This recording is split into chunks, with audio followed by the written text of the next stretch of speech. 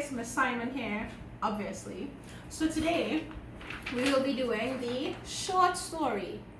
Now, even though I taught this in class, some of you all are like, oh, how to do this, how to do this.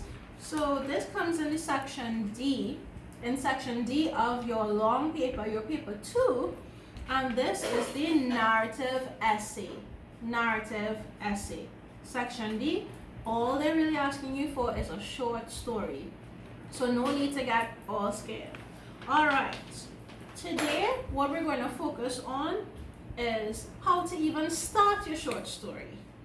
Right, you're going to start with an intro and you're going to basically describe your settings for me. Right, so just ignore the background noise. Let's go. So we have setting. Setting has to do with time and place. Setting has to do with the time or place. So you're telling me if it's happening, if the story is taking place at nighttime, if it's in the morning, the afternoon, and if it's taking place in your room, if it starts off in a busy compound, maybe at school, maybe at a festival, right? So time and place. You're basically telling the reader what is happening as if it's a movie. They need to utilize their 5 senses. Talk about the aroma. What are you smelling? Is it a sweet smell from the rose garden, and you're strolling along, when suddenly, something happens? Make sure it's exciting. Or is it that there was a stench coming from the backyard? I knew Mr. Drake had been up to something. Exciting stuff.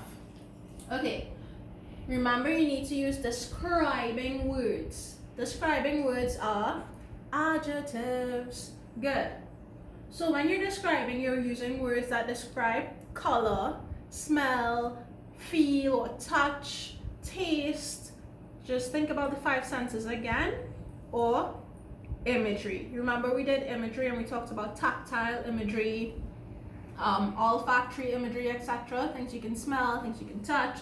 You're describing those things. So you're using words like round, she was round, the garden was picturesque, there were various colors, right? You want to talk about the person's hair. It was long, brown, and curly.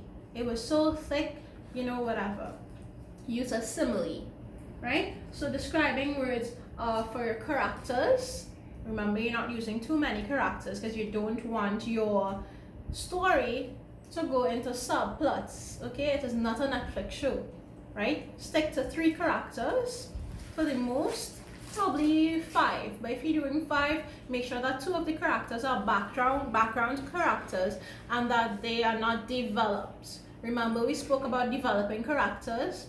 You only want 1 character who's going to be dynamic, meaning that they're going to change over time.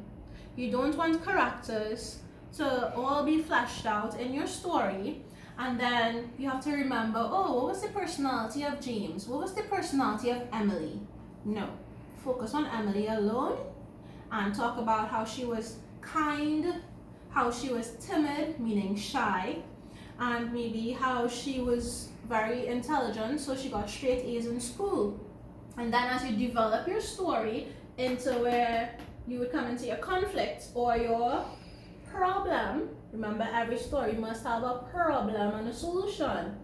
Because if you're watching a movie and it doesn't have an issue or problem, you're going to say that it is boring, right? So you need some kind of bacchanal to happen in the story for you to solve, or else it's not going to be exciting and worth the examiner's time to read. Alright, so back to Emily. When we're developing her into the conflict part of the story or the problem part, you will now talk about how her character evolved or changed over time. Maybe something traumatic happened to her. Maybe she was kidnapped. Maybe she went against her parents' wishes. She snuck out and something happened that was life-threatening, right? And you're going to talk about the fact that she... Hold on a second. Yes, guys, sorry about that. So anyways, so as I was saying, there must be a conflict or problem in the story, and I was talking about Emily and how she could have been a nice girl in school, you know, your typical straight A student, and then something traumatic happens because she disobeyed her parents, and she must go through some kind of evolution. That's a dynamic character where she decides, oh no, like, you know, I will never do this again, or that was just too crazy, I will never go against my parents' wishes, or I will always look before, I don't know, I wouldn't keep like bad company, you know. Textbook stuff is fine, just make it dramatic, even if it's something basic that you're going to talk about, right? And remember, you have to solve it. She must be saved somehow, or you know, the fire truck must come and put out whatever flames was engulfing the house, you know. If you feel like your story is going down the path of something traumatic, the person could go for counseling, you know, and they could be surrounded by friends in the end, you know, friendship overcomes all. It could be something like that. It doesn't have to be, you know, some dramatic Netflix series, right? So just to recap those things so far, you need to introduce the readers to your setting. So in your introduction, you will talk about where you are and what time the story is taking place. Do not jump between your setting too much, right? You must use describing words and ensure that you use these adjectives to describe both your characters and your setting, right? So the place and the people and what time it's happening. Okay.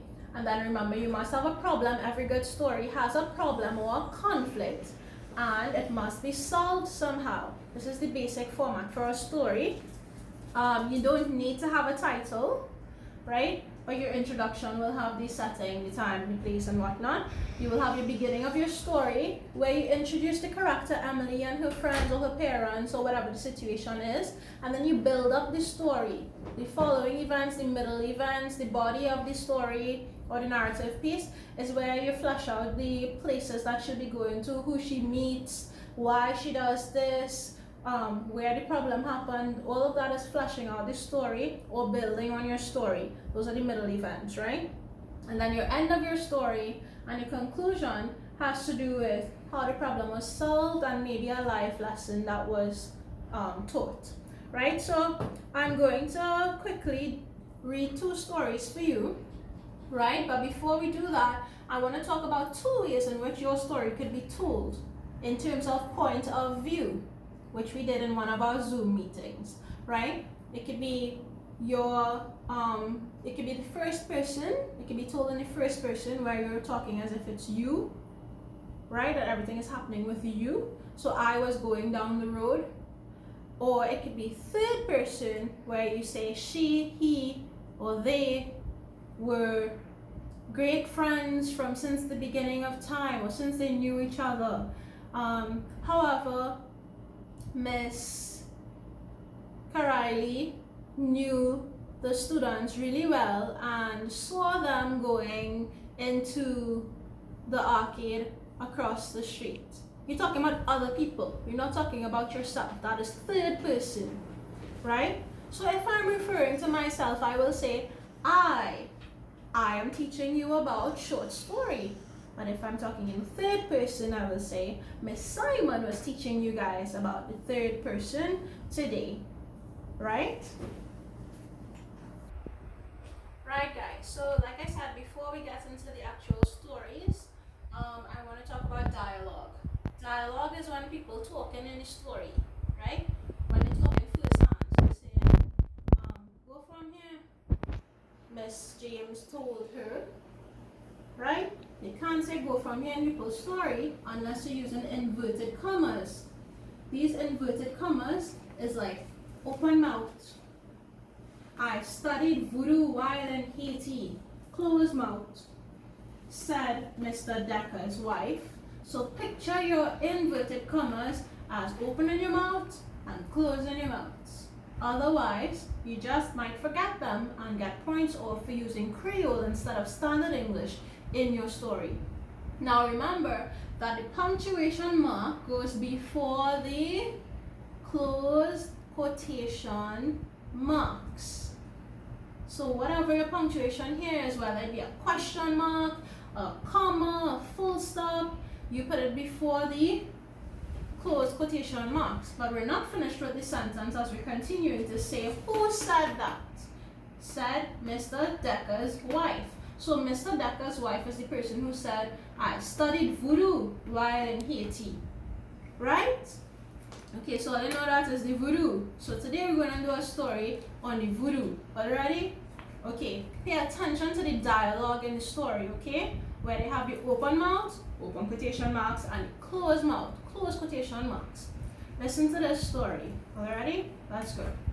Mr. Decker's wife had just returned from a trip to Haiti. Right? A trip she had taken alone to give them a cooling off period before they discussed a divorce. It hadn't worked. Neither of them had cooled off in the slightest. In fact, they were finding now they hated one another more than ever. Half, said Mrs. Decker firmly.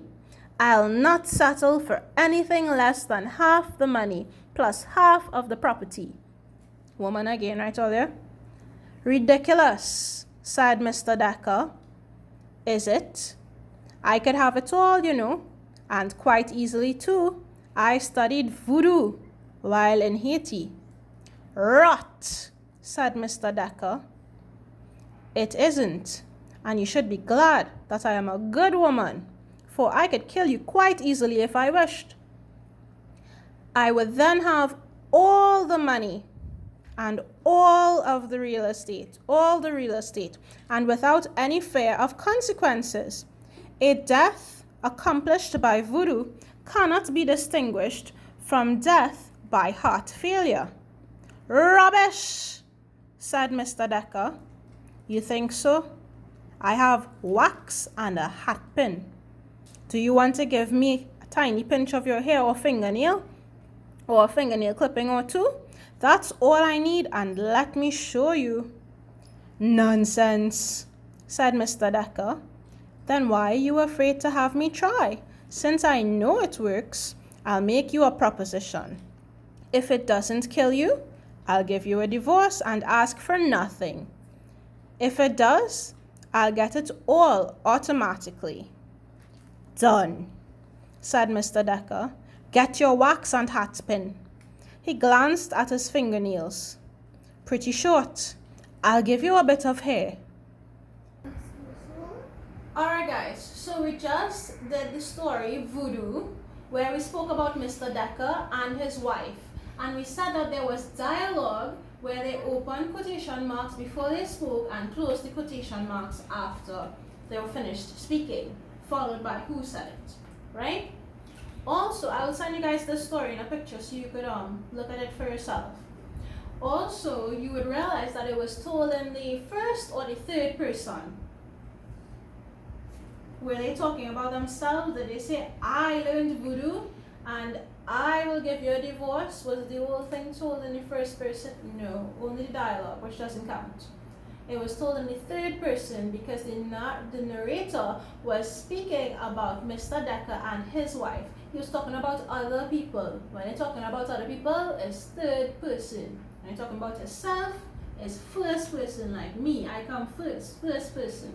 So the story was told in the third person, and we saw a dialogue in it, right?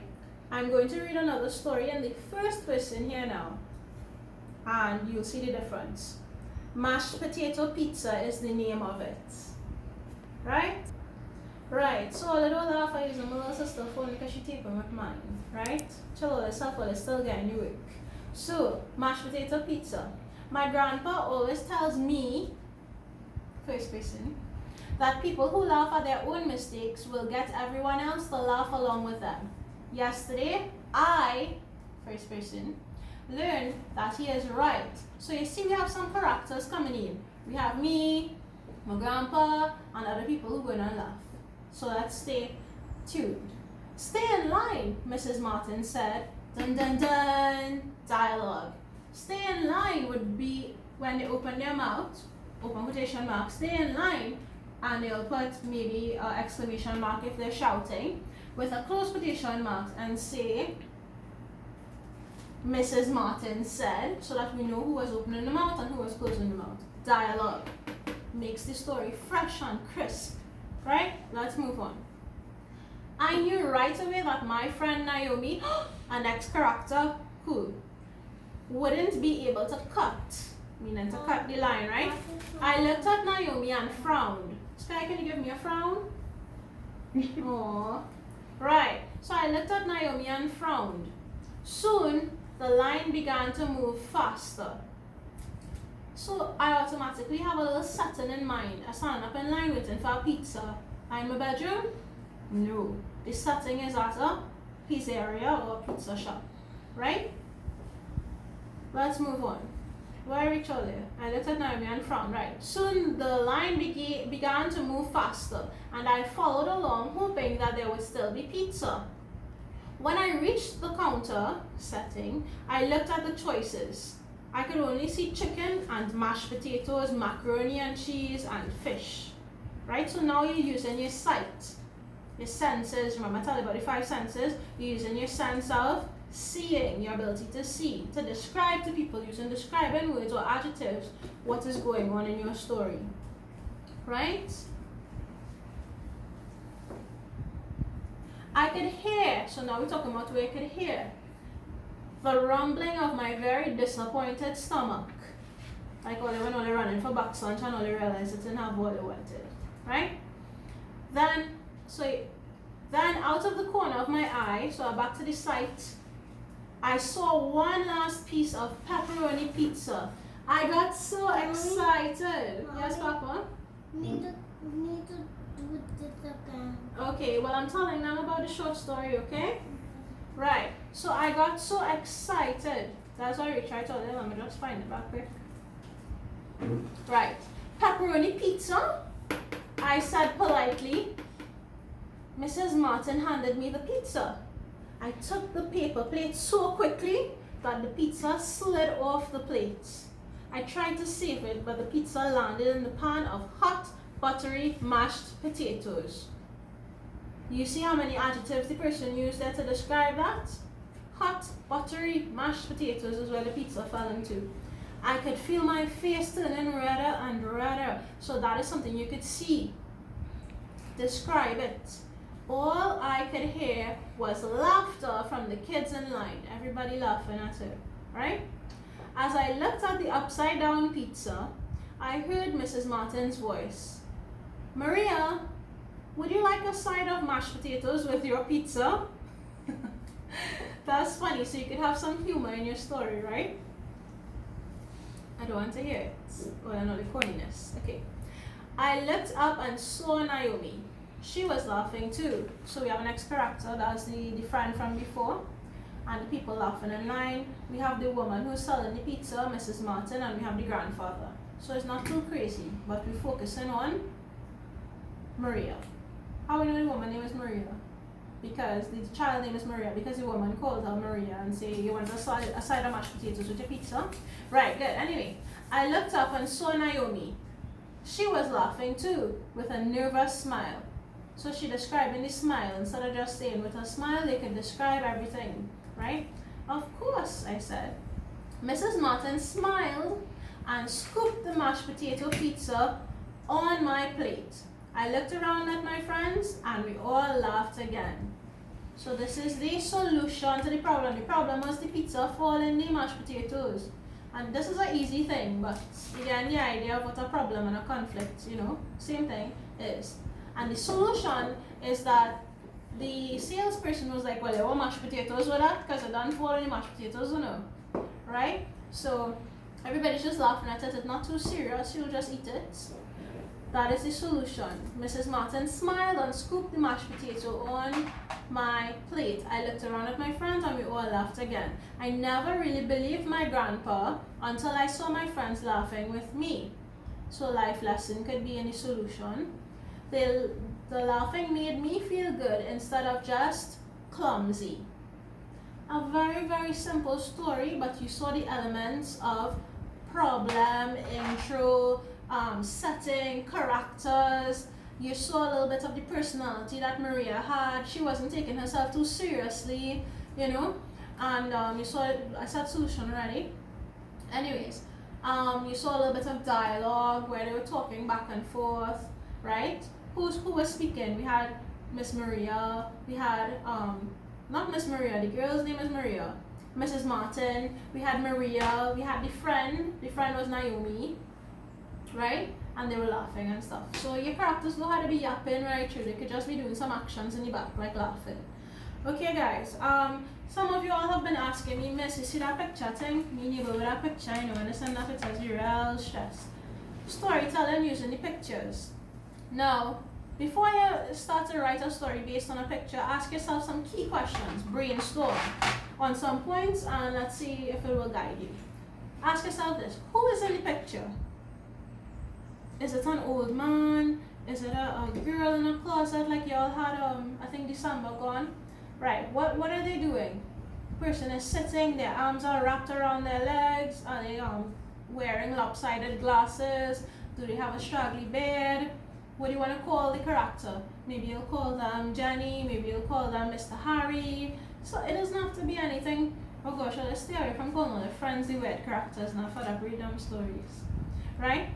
Where is the person? Figure out where the location, the setting of the picture. Where is the person? Are they seated on straw? Maybe they're in a barn. Is a wooded area? Is it cold? Is it a cold atmosphere because they're holding their knees? You know, hence the sitting position and the clothes. Maybe they were sheltering from the weather. Ask yourself, what is the person's problem? How did they get there? Right? Was it that they worked hard all their life and then they became an alcoholic and lost everything and hit rock bottom? You're formulating some ideas when you're brainstorming on what your story is going to be about. Ask yourself, what will my story's climax be? So after you figure out the problem that maybe there was an alcoholic and hit rock bottom, you're asking yourself how to go to climax, meaning the day he lost everything. That's a climax that you could get from a Netflix story, not so a Netflix show. The day somebody loses everything, you don't know what they're going to become, if they're going to turn their life their life is going to take a turn for the worst or for the best, not so? Right, so that could be a good climax. And the resolution is how you're going to solve this problem. So the resolution could be, he decides to change his life, right? Don't forget about the first person and third person narrative. So just now, baby. So the first person, remember, that's when you're saying I or me, right? And the third person is when you're talking about other people. So she or he, right? So I would prefer the third person in your stories, but feel free to use the first if you can navigate it. When you're setting up your story, remember to begin with the description of the setting, description of the character. Make the reader pity the person, feel sorry for them, or feel excited for them, whatever the emotion is you want to invoke in your story, and incorporate his thoughts and feelings, how the character was feeling, what they were thinking. That's how you can start up the story, to answer your question for the third time, how you can start up your story, right? How you can start your story. You can have a flashback to the person's glory days, when everything was going real good for them, you know? Or before they disobeyed their parents and they were straight A students, etc. Right? And you can end with a decision for them to change their life. Alright guys, so that's all I have for y'all on story. Today is a long video. Y'all could go ahead and replay it, right? We read some stories. We talked about first and third person narrative. We talked about describing the setting, the characters.